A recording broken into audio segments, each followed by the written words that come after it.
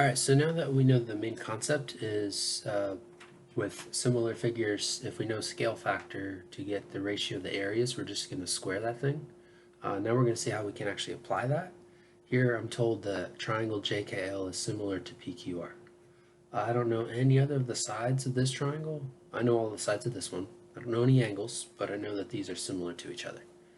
Now they're telling me the area of this one is 30 square inches, and we're supposed to find the area of PQR. You got a couple of options. You can go ahead and set up a few different proportions to try to find the other sides here. We don't really know what the angles are, so you might have to work with some altitudes. That's going to take a lot of work. Or if you find scale factor, you can set up one proportion and that'll tell us the area of this one without having to use any area formula. First thing we need to do is figure out which side over here corresponds to PQ. Well, it's all in the name of that similarity statement, or I should say it's all in the statement itself. JKL similar to PQR. Well, if I'm looking at PQ, that has to correspond to JK, and so the 12 and the 15 correspond to each other. So the scale factor, since they said this triangle to this triangle is going to be 12 to 15, and so we want to reduce that. It's going to reduce to 4/5, and that's as far as we can take it. So this is the ratio of areas. Oops, sorry, not quite yet. First we need to square. So now let's write out ratio of areas is going to be 4 squared over 5 squared. So that's 16 to 25. Now this is the ratio of area 1 to area 2. So that's going to equal, well, I know the area of the first one, since this was the first one in the similarity statement. That has area of 30, so I'm going to say equals 30 over x.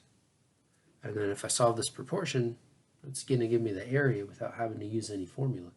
Let's go ahead and do that. So cross multiply. I'm just going to leave it as 30 times 25 for the time being. Divide by 16.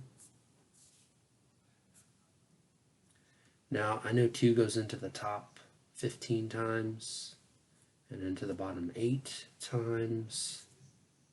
And so we're just going to do 15 times 25 and then put it over 8. 15 times 20 is 300.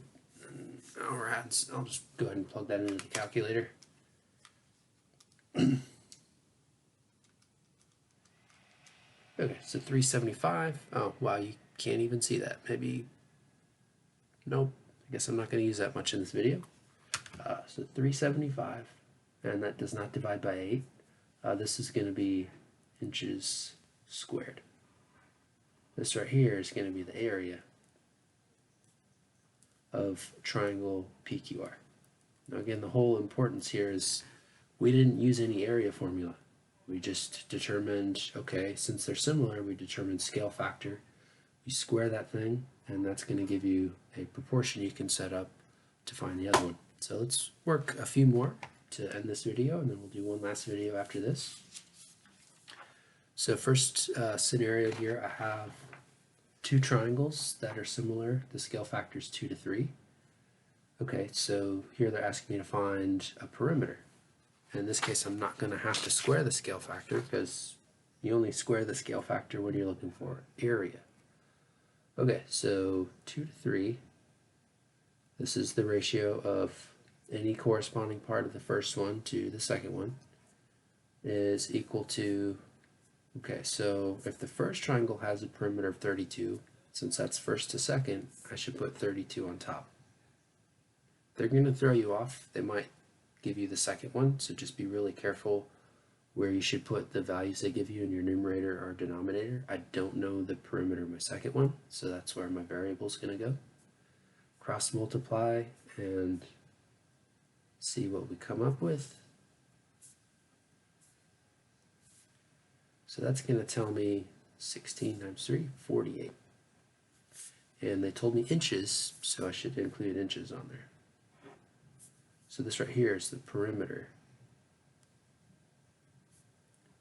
of the second triangle.